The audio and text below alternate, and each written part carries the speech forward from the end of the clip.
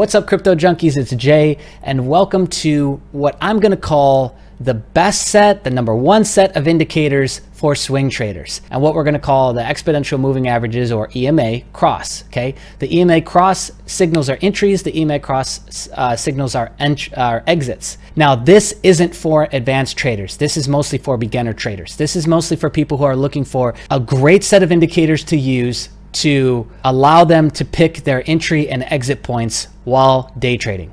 Now, this strategy isn't like a let's do it and our window is like 30-45 minutes. That would be called scalp trading.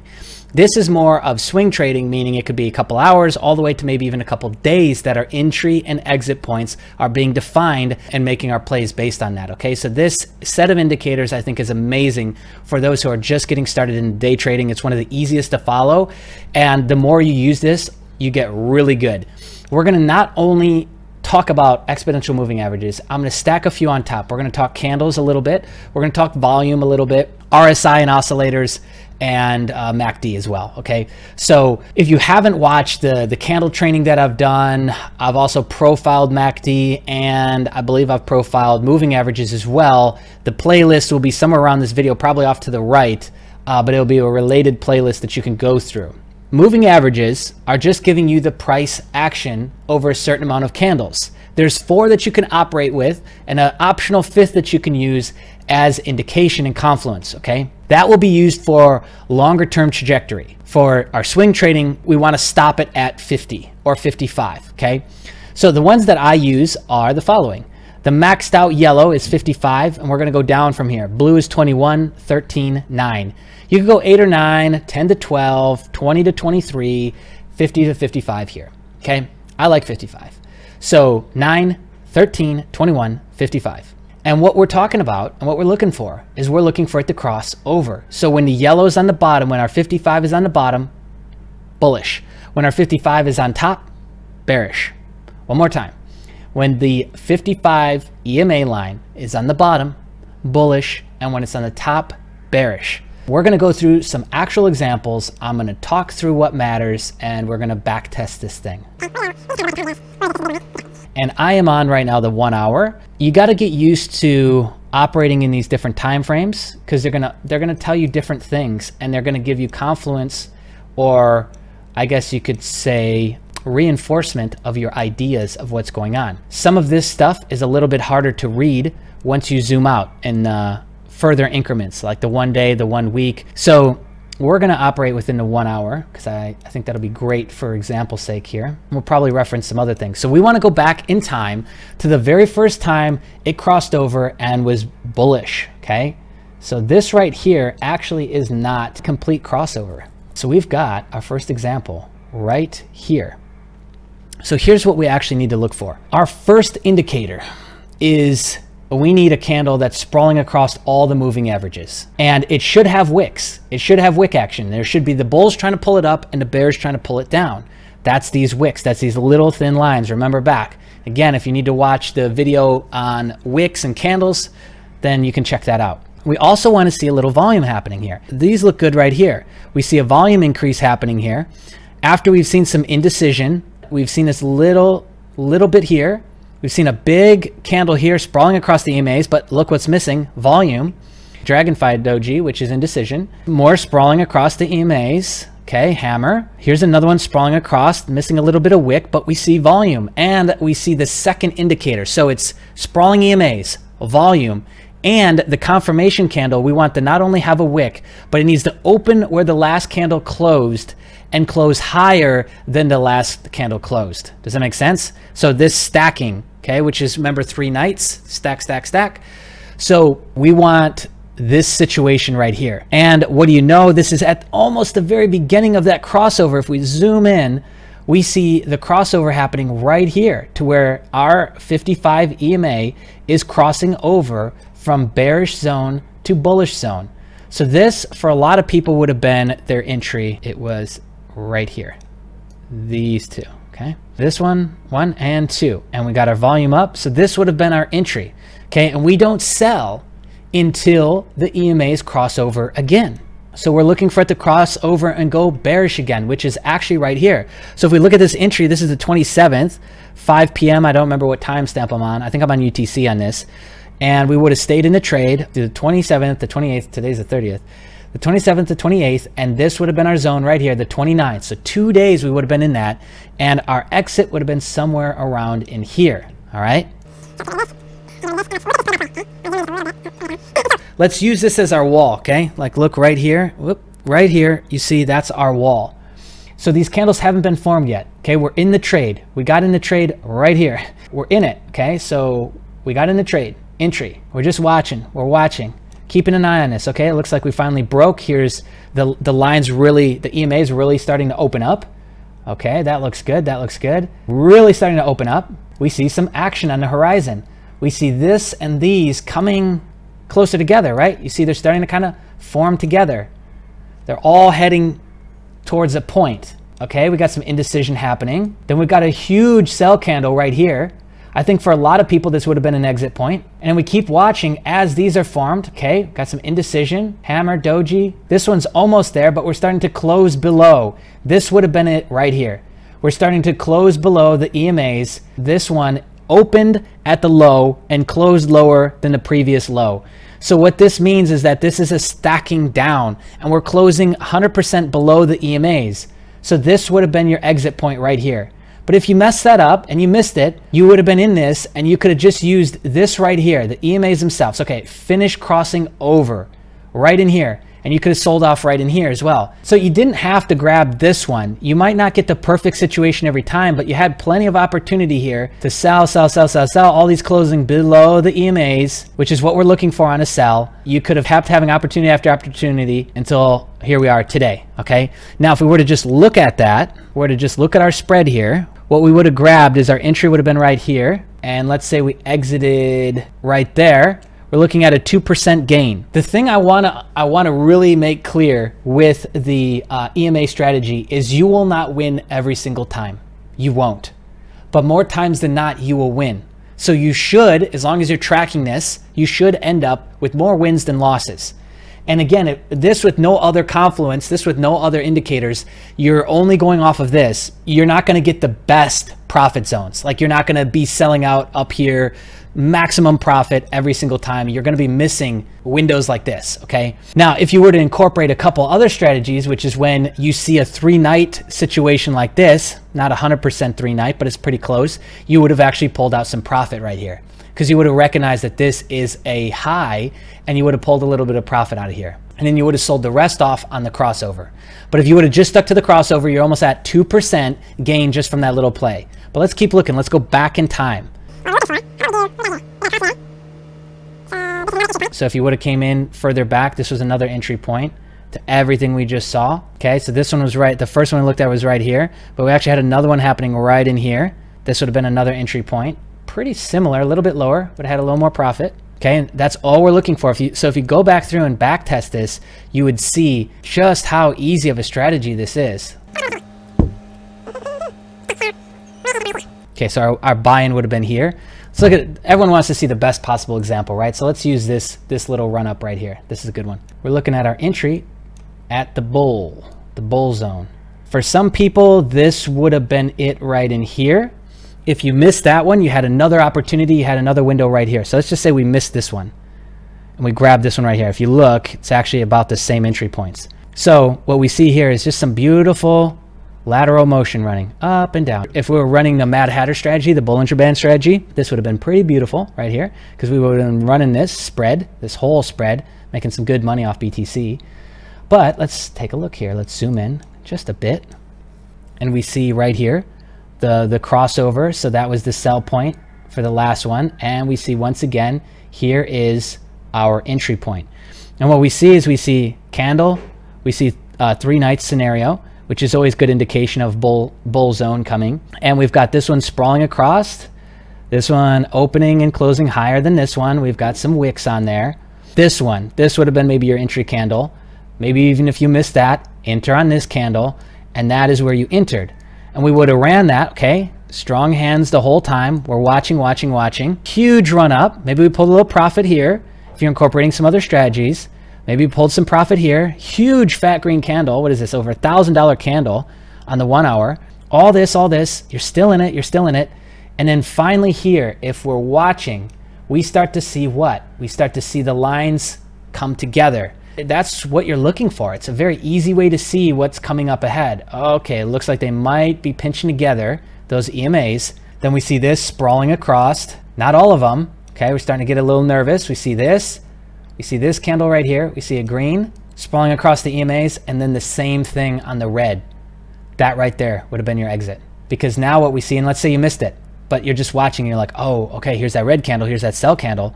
And then we see this one opening and closing lower than this one, exit right here. And you would have had it beautifully timed for that crossover. And this now, not free for all, but this downward cycle that we've been in. So if we look at our original entry was back here, right? So let's look at what we would have gotten out of that. So our entry, let's say, was this one right here. Let's go really conservative. And our exit, what we're looking for here is we've got these two, okay? These were our guys, remember? And then this one, let's say you missed it, you saw this, you weren't sure on this one, and you got in on this one right here, and you sold off. Your percentage would have been an 18% gain, okay? 18% gain on that. Simple move. What are we talking about? We're just talking about moving averages. That's what you would have had on that. Okay, let's get out my other tool here. And we come back all the way to this one, right? Because we said we missed this one. We grabbed this one. And then we went all the way to here. So we went from here to here. So let's say we saw, and we finally got in right there, okay? Then we saw this, we missed it, we got in right there. Let me just make sure, 19%. Okay, so 19% spread on just that play right there. Just on the EMA crossover strategy. Pretty simple, right? And that's all we're looking for. We're looking for the crossover. We're looking for the volume. We're looking for it to have wicks. We're looking for that indecision that's probably leading up to that crossover point. And those are our indicators. Okay, so right here, we see if we go back in time, we don't have a ton of volume, which is why a new trader would have maybe missed that until we get to right in here. So these are the candles that we start to see more volume on.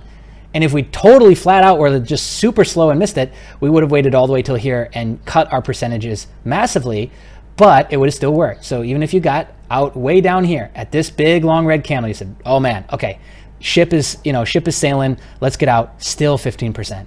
You would have still had 15%.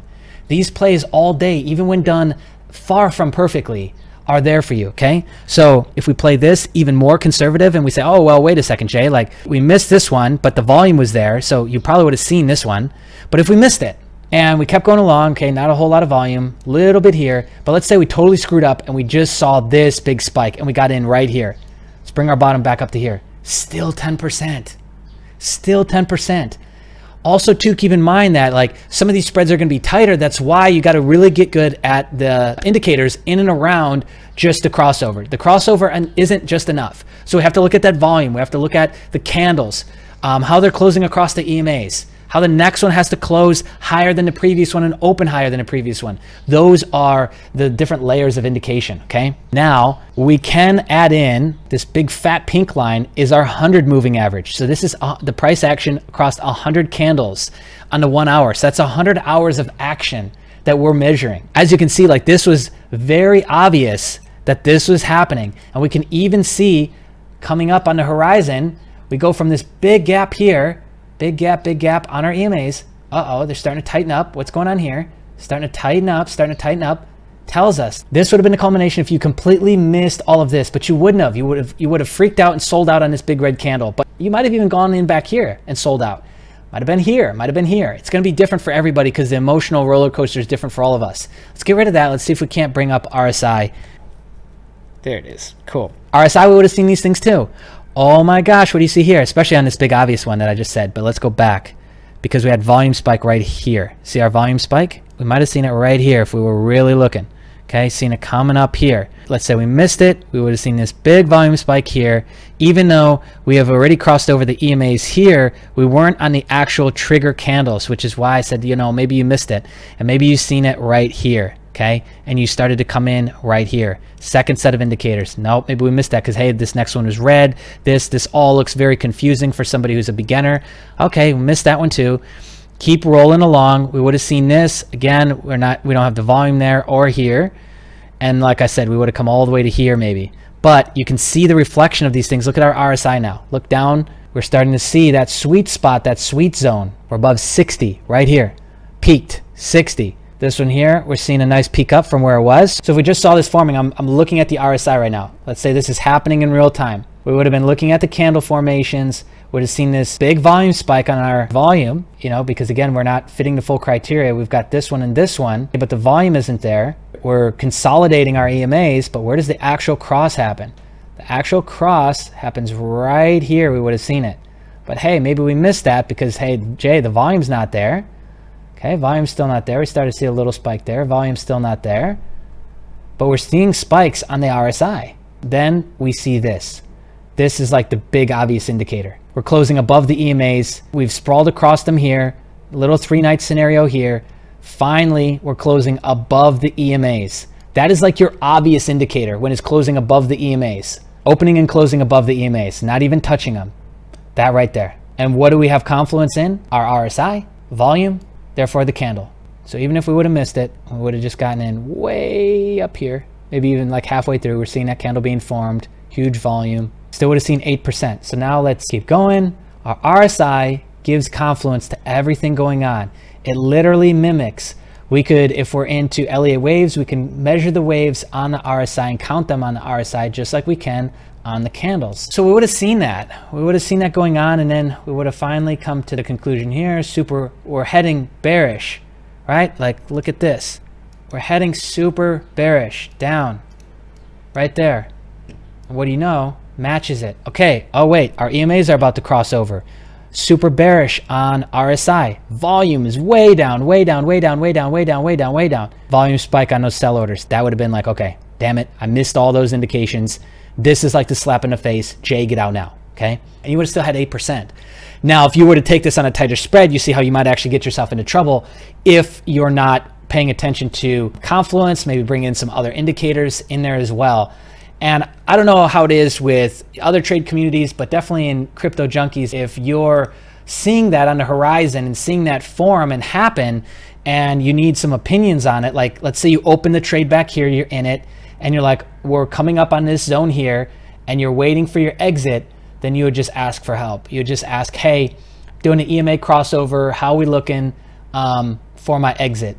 Again, if you want to take somebody else's advice, that's entirely up to you. But we all know the dangers in that. But you could definitely ask for help. Okay, so that's probably the best bullish example I've got. The first one was what, 1.52% gain that we would have had. And you can literally just go back in time on any time frame. We can go back on the 1 hour. We can go back on the 30, the 45. 45 is basically the same as an hour, but we could jump down to the 30, cut that in half. And we could start to measure these as well. But I will say this is you want to look at different time frames for confluence, but you want to stick with one time frame for opening and closing the trades. You want to stick to one time frame. And for something like this, probably not the 1 minute, 3 minute, 5 minutes. I would say minimum of 30, but your sweet spot's probably an hour to the 3 hour. That's what I would be working in myself. But if you're scalp trading, then you would want to be in here. But these things also do give you indication for scalp traders too. These things tell you what's going on, especially when we look at the larger time frames as to what's coming up, what's on the horizon. Even in the short term, even in the 5 minute, we can start to see what's going on, what's crossing up. And when we use that with the MACD, because the EMAs are basically like MACD, for lack of better words, basically like the MACD plotted out on a chart, we can look at our RSI. We can start to look at, we could bring in Stosh RSI. We're looking at volume. We're looking at sell walls on the actual order books themselves. All those things would be then stacking on top. I hope this video has served you guys, provided you with some good indicators and some good idea of where to really get started. If you're not into using the Mad Hatter strategy, which is like a quick scalp trading strategy for those who are looking to trade on like the right now, you know, over the next couple hours, if you want to spread that out, slow it down a little bit, then your EMA cross strategy is definitely going to be the way to go. And you can start to stack on other indicators. Like from here, you could take your time and really learn candles and go back through the training on candles. Maybe look at other people's training. because it's always good to get multiple sets of eyes on things, multiple ways of hearing the same things. Then you could look at RSI or Stash RSI. Then you could look at MACD and what that actually means. And you could start to stack those together and see what's going on. You could start to use wedges and start to use Bollinger Bands if you're using this, okay? And all those would be giving you extra intel on really making sure that you make the best decision on your entries and your exits. Over time, your spreads will get better and your win rate will get better. This is the start of it, my friends. I want to hear about your success stories either in the Discord or underneath this video.